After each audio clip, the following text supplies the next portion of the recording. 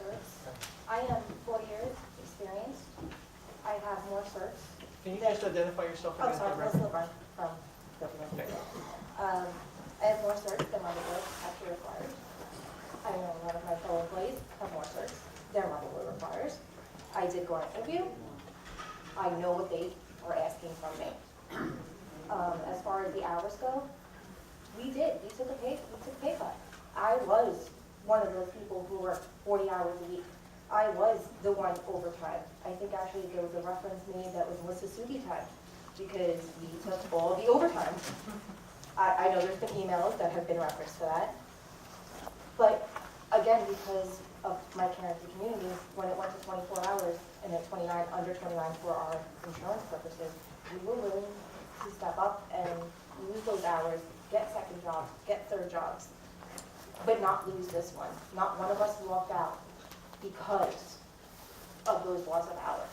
When in a normal job, a lot of people would say, you know what, I don't care, I'm gonna go get a full-time job with benefits. I have a 17-year-old sister that I have custody over, and benefits are important. Luckily enough, she's covering her chin. I don't have benefits, she does. But I work here because I love our community. So just to give you an insight on how we feel, and I think I can speak on behalf of us, that we all feel that way. We didn't give up. We didn't walk out. And all is back, we came together. And it's important. And yes, you were there, and we thank you.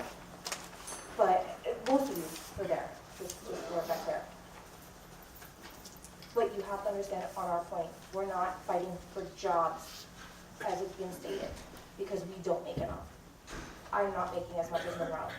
And I know how much Monroe is. I interview with them. We're not doing that. We're here because we care. It's our community. And it may not be our town, but it is. We care for the people. Thank you. Thank you. I'm Draco Jr., 60 Appleby Ave. I represent part of the small majority of this council meeting, the younger generation. It's a generation that looks forward to what you guys are doing for us, what this town is going to become. You guys are in charge of us. What this town develops into, this town was made great by people that sat there well before you.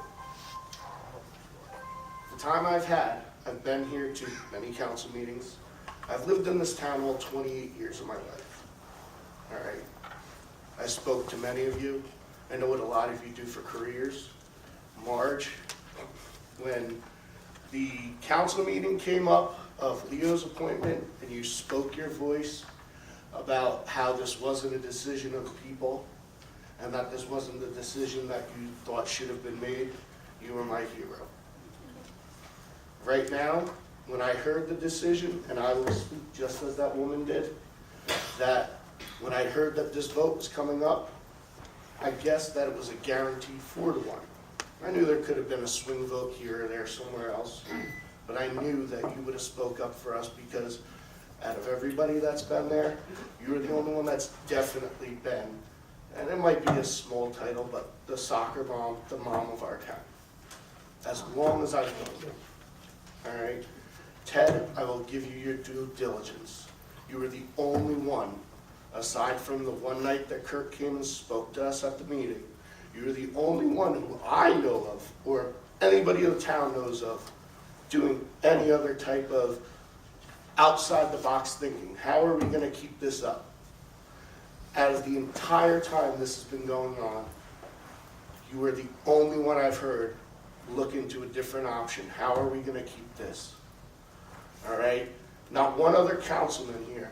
Now, I know very well that aside from Leo and Marge with her experience in the hospital, the rest of you don't have any experience in EMS.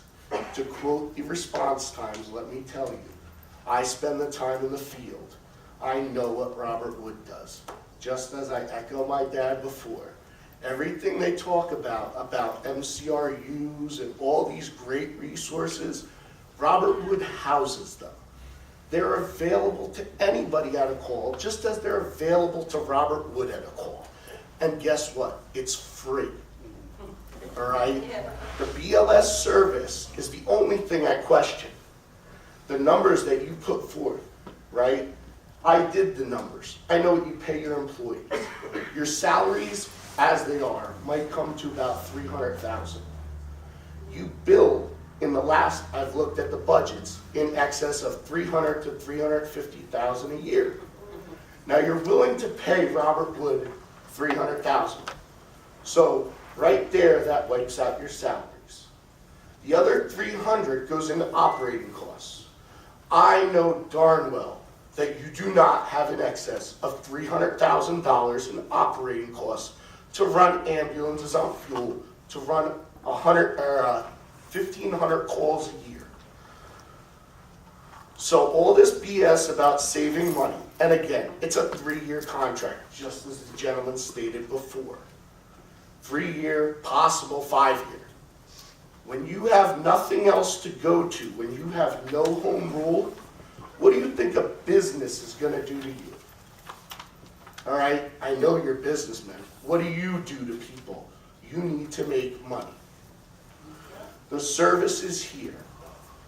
When Hurricane Sandy happens, do you think that Robert Wood's sending 3 ambulances here to make sure the town's safe?